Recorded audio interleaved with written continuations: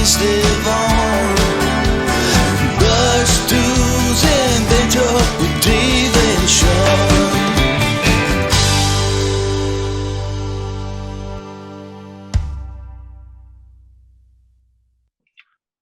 There she is. Dang. Folks, I'm Dave. I'm Sean. I don't have my mug, but I do have tonight is vodka and clamato juice. That's a special drink that we have. Heard them. Hi, Jamie. How are you? Good. How are you? Good.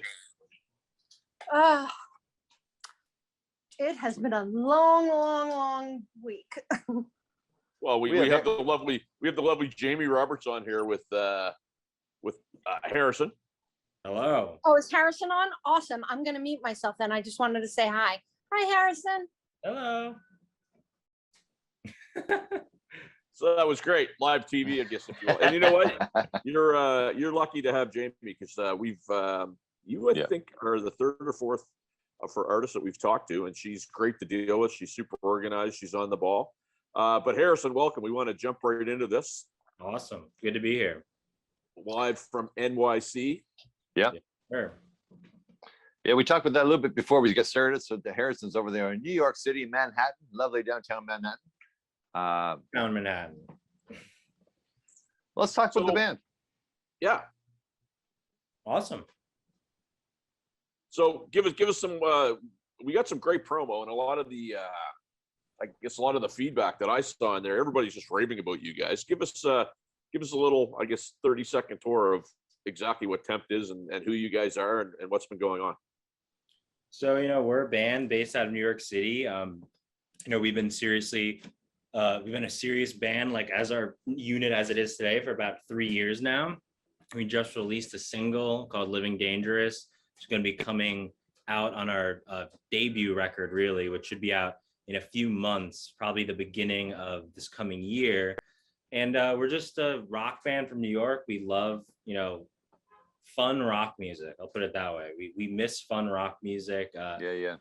Big guitars, good melodies, so it's kind of just bringing back that vibe without regressing to just recreating the style, of the greats that we love, because we're all musicians at heart. So, I mean, when you grow up learning guitar or bass or singing, obviously you're inspired by the 60s and 70s and 80s, because that's kind of the people that wrote the book on how to be a rock star. So obviously we get a lot of, influence from that in terms of kind of the aesthetic and the style of rock music we want to play. And we want to really bring that into, the modern age with, because we listen to all sorts of music for, Kanye West, Taylor Swift, MGM and MGMT. So we want all that. So we bring all that kind of songwriting stuff and production as well into our music to kind of bring fun rock back in the 21st century, 2020. I love you said the production, because that's something that we talk about a lot, Harrison. That's what's missing now. Sean and I were 80s kids. We were playing in the 80s. And it was big shows, it was big production. You didn't roll out of bed and have your jeans on, put a ball hat on and jump on stage. It was an event, you know what I mean? And your stage clothes certainly reflected that. Certainly your lighting show, your PA system that you had, it was larger than life. That was our goal. And it's kind of cool to hear you guys talk about that. Now, if you don't mind me asking, what's the median age of your band? I'm 27 and I'm the oldest. I just turned 27. Oh, wow. So we're in between 25 and 27. So I guess That's it's awesome. 26. So, you talk about fun rock, which is great because, I mean, you would have been really, really young, like probably at 2 or 3 when that whole grunge thing was kind of taking place. And that was the opposite of fun rock. I mean, it was kind of a bunch of people out in the West Coast that, they had some things that were bugging them and they wanted to share it. But I mean, from that, I guess you get the 90s and the early 2000s where you had these other bands that were kind of, in my mind, everybody kind of sounded like Eddie Vedder, right? Mm-hmm. And then slowly, the fun rock era that you're talking about is now starting to come back. So you're starting to be those, the throwbacks from the 80s hair metal and Bon Jovi are relevant again. Was there a period where you guys kind of got into that? I'll call it the unfun rock and kind of experimented with that before you happened to get onto what you're doing now? No, never, because I've always liked fun music of all kinds, because we love heavy stuff, we love dark stuff, I love listening to that stuff. it's just wouldn't be authentic if it came from us. Basically, we were all like a bunch of young guys that live in New York City, and at least pre-COVID, we used to be like hanging out and partying and seeing shows and stuff. So we want our music to, you know, be an escape for people. It's a positive escape and to be life affirming, and just kind of, you know, that's the kind of music that I like. So we've always kind of had this vision, and you know, the vision can change here and there slightly in terms of, you know, things we explore and styles we explore, but the core vision has always been the same, and we've been heading to that this whole time. I love that you said that, because it's true. It's like the world needs some positivity right now. I mean, it's been a shitty couple of years, let's be honest. And I think if right now, if Poison, if Bon Jovi, if some of those bands that were just made us feel good. I mean, yeah, some of the, I guess the themes were kind of sexist, and they're, you know, they weren't really conducive to today's PC mentality, but it was still fun rock music. Is that the kind of style that you're after? Yeah, I mean, I think that's kind of the core. Like I said, you know, we love all that music, you know, that whole period, you know, from the beginning of rock up until, you know, the 90s. And that was kind of our main inspiration when we were growing up in terms of playing. You know, you have the best vocalists, the best players. So we definitely love that aesthetic and that core kind of message and style of that fun rock, you know, positivity, positive messages, you know, things that can just allow an escape for people away from the bad parts of their life instead of reinforcing them, and trying to, you know, bringing that into the modern framework. And because I think right now, when you look at rock music, it's either really soft or it's really heavy. You know, there's no rock that kind of bridges that gap at all. And that's the kind of music that we like and we wish we heard more of today. So it's how do we bring that, you know, to the modern audience? And so far we have an amazing response. I mean, young people, I think young people are starting to, there's been a resurgence in kind of bands again, people playing music, and people are kind of rediscovering that. We've had a lot of, you know, I love all that EDM stuff. I actually love rap music. I love all that stuff. But we've lived in that world for so long now. And I think people are ready to get back to, you know, seeing bands and hearing guitars and actually seeing people play their instruments. So we will get on to obviously what you guys are doing in terms of your material and getting it out there. But for anybody who doesn't know what the scene's like in New York, well, I'll say what the scene was like and will become again. What was it like pre-pandemic in terms of shows, and what was available to be able to see? Oh, I mean, it was great. We were playing shows nonstop pre-pandemic, and it's scary because I think coming up in January or this coming January, February will be like 2 years now since we played our last show. We're playing one on October 13th. We're playing one October 13th in Mercury Lounge in New York City, but so we won't hit the 2-year mark. It's been a long time. So it's kind of actually hard to go back and remember, but we were playing, you know, everything from clubs to theaters, and we played MSG with Bon Jovi, Madison Square Garden. So it was great. I mean, it's definitely not it's definitely something you have to build an audience for, because you're not you know, people don't really go to clubs to just see random bands anymore. You know. Well, and to be fair, Sean and I aren't really privy to what the New York scene would be. I mean, I guess the style that we were kind of privy to was more like the LA scene, but New York seemed to have a little bit more guts to it, or it's a little bit more, I don't know, I think of more like that Twisted Sister kind of New York Dolls, you know, that kind of thing is what I think of when I think of the New York scene versus the LA scene, which is more like, you know, all the Motley Crue and the Poison, the Bon Jovi kind of idea. But well, I guess Bon Jovi was on your side of the world for sure. But this is something you guys can do full time now? Yeah, I mean, that's, well, not with COVID, but no.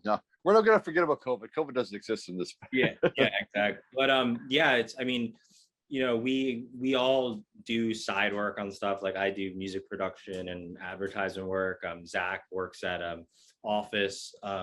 So we all do some side work, but once the touring was supposed to start in 2020, but right.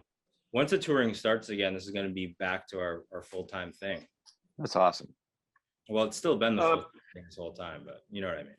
Yeah. So a lot of people up here don't understand. I work with a record label out of Pennsylvania, and I've talked to a number of different artists who, they tell me about having to pay to get on tours. So they have to pay per show to play on a headlining tour. And obviously their big thing is not necessarily making money at the show, but it's the merch and all the other things. When you guys are getting on those types of tours, is it that type of scenario, or is a headliner picking you up and saying, okay, you're going to get X amount per show? Because in Canada, the way that it works is you get on a tour and you get some money. It might not be a lot, and you're kind of following the headliner in a van. Yeah. But the pay to play thing up here kind of never has really happened. There's ticketed events that are taking place a little bit more, but how does it work down there? That is definitely a thing. It's not something that we've tried to do. So like we have a tour that's been going to have been postponed 2 years now. It's supposed to happen summer of 2020. Now it's happening this coming summer, which is touring in Europe at a bunch of different European festivals. Nice. Yeah, playing with like Iron Maiden and Metallica and all these huge acts. And so that's obviously that's not pay to play. You know, it's like a festival. That's something, I mean, we would have to consider. I know that there are bands that do that, but so far we haven't really thought about that or kind of looked at that as an avenue. Though, I'm not, for me, the jury's still out on whether that's like really that effective. I mean, Yep. you know, you got to see like, okay, if a band paid this much to get on tour with, you know, a huge act, are they getting really a return on that investment in exposure? Are people actually going to their social media? Are people actually downloading the songs? You'd have to really take a look at it. But some of those pay to play on tours are a lot of money. Well, Well, I if mean, you had a whole- I can tell you, I talked to one guy, and he was paying $4,000 a show. Wow. So, and basically he did, so his outlay, he did 10 shows. It was $40,000, but he said he was making in upwards of 17 grand in merch per show. Now, I don't know if he was feeding me a line, but I mean, that's an awful lot of cash. I mean, you got to take money out of your house to go and go to things like that, or have an investor to get you in there. So, you know, that's really, if that's the scenario, you're all in on your career, man. You're not messing around, right? I think it's definitely something that I think can work and practice if you really have all your ducks in a row and you have you have great merch. You have someone there that's going to be like, you know, basically like selling it to people nonstop. And I think you could, you know, and if you have things that direct the audience towards download our link, like people a lot of times you download links and directions to Spotify and stuff. So I think it can work. It's not something we've looked at seriously, but you know, if there was some way, you know, to do it and be guaranteed to become superstars, maybe we'd look into it. Well, to your point, I mean, if you had a whole boatload or whole trunkload full of, you know, t-shirts and hats and physical CDs that you could sell, I mean, I get it. But to Sean's point, I mean, that's an awful big risk. I mean, if you're going to put all that money up for t-shirts, for CDs on the pretense that you might sell it, that's a big risk. Yeah. So, and we know it will, well, we don't know, because I mean, we're still kind of stuck between Sean, I guess Sean and I generation to what you are right now. There's, you know, 20, well, maybe 10 years. But in saying that, is your goal to get on Spotify and to get 2 million hits, or what's the goal for Tempt right now? Yeah, I mean, we just released a single, which is on Spotify and Apple Music and all streaming services. And obviously more singles and a record are to follow in the next few months. Yeah. I mean, I think that's really any band's goal. I mean, right? You want to be able to make a living with what you're doing as kind of the base level. And then, I mean, we have a lot of confidence in the team we have. We have Chris Lord-alge, who mixed our record, and he's, you know, he won a Grammy for mixing Green Day. Nice. He's mixed basically every big rock act in the last 20 years. So we have a really good team, and the band is amazing. I mean, I feel lucky every day that we have this group of guys who are we somehow found each other. Well, let's talk with the band now. Part of starting a band is like finding the right people to be in. You're right. You're absolutely right. Name the names if you don't mind. Like, name the names of the guys in the band. So I'm Harrison. I play guitar. Zach is our lead singer. Nick is our drummer, and Chris is our bass player. Right on. And you mentioned an amazing band, so it's like a sports team. I mean, obviously, you know, I like hockey, and you get a tier one. I don't know if you're a Rangers or an Islanders fan, but if the Rangers bring it, Rangers. I'm a Okay, Ranger. so there you go. Zach is an Islander. Okay. So the Islanders lose Jonathan Tavares of the Toronto Maple Leafs, and everybody was like, oh, they're winning a cup. Well, they haven't done crap since he's been there. There's a thing called chemistry, right? Yeah. Chemistry in a band. You can have super good players that don't make a band sound great, or you can have mediocre players that the chemistry's there and it sounds amazing. Sounds like maybe you guys have maybe a little column A, a little column B. Is that a fair statement? I think that's completely fair. We actually put up a video on our YouTube and Facebook, which all the social media stuff is just Tempt Band. It's pretty simple, but we put up a video that was all about like how do you find the right fit for your band, and that kind of went through a little bit of the trials and tribulations we had, particularly with finding a bass player. And shut up, Sean. You're right. I mean, you're right. I'm a bass player. That's what it is. Yeah. It's hard to find a bass player because every bass player is secretly, or not every good bass player, but there's a lot of people that settle for playing bass in a band, but they're really a guitar player. You gotta let the world know that I'm actually a guitar player. I'm just playing bass in this band, but I'm really a guitar player. Yeah. It's even harder to find a bass player that carries gear. Find me one of them, and I'll hire him on the spot. Our bass player is good with the gear. We have a singer that carries gear too, believe it. What? That's it. It's amazing. We're moving to New York. That's all there is to it. Moving on. So why don't we take our first break here? And what I'd like to get to on the other side, let's talk about. We're going to talk about your album. We covered some things, and maybe we'll go back to the configuration of the band. But let's talk about what you guys have coming out here in the next little bit after this. Barstools